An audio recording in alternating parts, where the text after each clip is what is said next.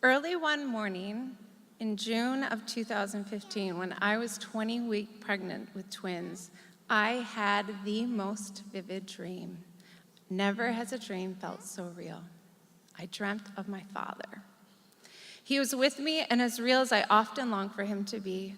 Along with my mother, we found ourselves on the ground floor of a mall, several floors layered above us. My father looked horrible, the same horrible I remember when he was alive and felt his worst. Grayish skin, tired eyes, labored breathing, and able to walk only short distances. His congestive heart failure was winning. In my dream, I felt the sadness fill me. I worried for him just as I did when he was alive.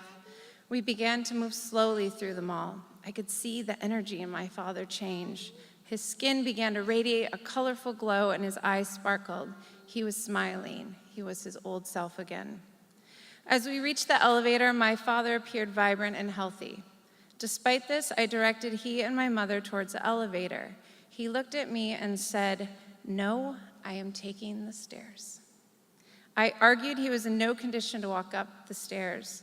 He looked at me, adamant and determined, and said, "Kara, I am taking the stairs."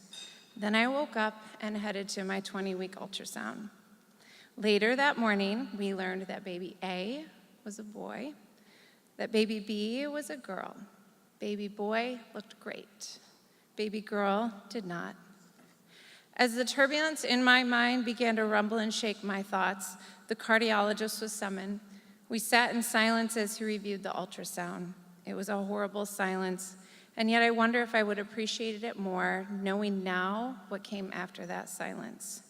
All the questions, only few answers, the what-ifs, the have-nots, the deafening questions. So many questions. Our baby girl had an interrupted aortic arch, blocking the blood flow to her lower extremities. They would also find holes in her heart. We were shown swift sketches, handed brochures from the American Heart Association, 50-50 chances of other conditions that could be the cause of the issue, words swirling in and around us, dizzying, and in all of that, decisions would need to be made. We let the news set in, we cried, we shared with family, and then of course we cried some more. The next day, we announced to family and friends that we would be celebrating the news that we were having a boy and a girl, because this is what mattered the most. The rest we would deal with as it came, one step in front of the other. And our girl, we named her Ulla, a Swedish name meaning will and determination, because that is what she would be, that is what she would have to be, another step in front of the other. The day the twins were born, our son Hugo was well and he was able to stay with me in my room. Ulla was immediately wheeled to the NICU. The doctors decided it was necessary to have the surgery 2 days after she was born. I don't remember that day well. I believe I was in denial. That or something in me refused to accept anything other than a success. What I do remember is choosing not to accompany Ulla down to surgery. I asked Greg to do it. I was too scared for her, for me, for Greg, for all of us. Hours after her surgery, we would see our girl. Her incision, like the topography of a mountain range, started around her collarbone and moved down the middle of her chest. Her face was swollen with water retention, and her small body was entangled in wires and tubes. We, her parents, could not hold her and wouldn't be able to for days. We later learned that donor tissue was used to reconstruct her aortic arch, and that the decision to have her surgery before the weekend proved to be life-saving. The holes in her heart were far bigger than they first anticipated and would have led to congestive heart failure. 2 days later, Ulla had seizures, believed to have been caused by lack of oxygen at some point during her surgery. The call felt like a dream, waking us from the deepest of sleep. Nothing made sense, but we were trying so hard to understand. When we made our way to the hospital room, the dream became a nightmare when we were told she would have severe brain damage. If ever there was a moment in all of this I wanted to scream, it was then. Surrounded by complete uncertainty, the extent of brain damage could appear later, not sooner. Time would eventually tell. But there was this little baby, only a few days old, and already she has survived one obstacle after another, and now had one more giant hurdle to clear. It felt unbearable, because no one could tell us if this hurdle would be just a little too big to make it over. A month later, Ula was weaned off of her seizure medications. 3 months later, she was bright-eyed and strong and rolled over for the first time. In that same month, her neurologist said she may never have to see Ula again. 4 months later, Ula was back in the hospital for a catheter to clear the scar tissue forming and impeding the blood flow from the aortic arch. 6 months later, she was given a clean bill of health. 6 months after that, we were told that Ula didn't need to come back for another 9 months. 9 months later, at 23 months old, we were told we could wait an entire year. But it's never that easy, and I imagine it never will be.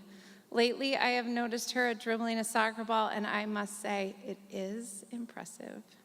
It makes her dad especially proud. But when I watch her in a bit of amazement, the next thought always is, will she be able to play soccer when she's older? And every time I hold her close to me, I imagine her heart, and I say a silent prayer that it is beating just as it should be, strong and resilient. But here she is, and we are more than willing to live with a little bit of an uneasiness. It has now been 3 years since Ula underwent a successful open heart surgery. Just a few decades ago, the surgery which cured Ula didn't even exist.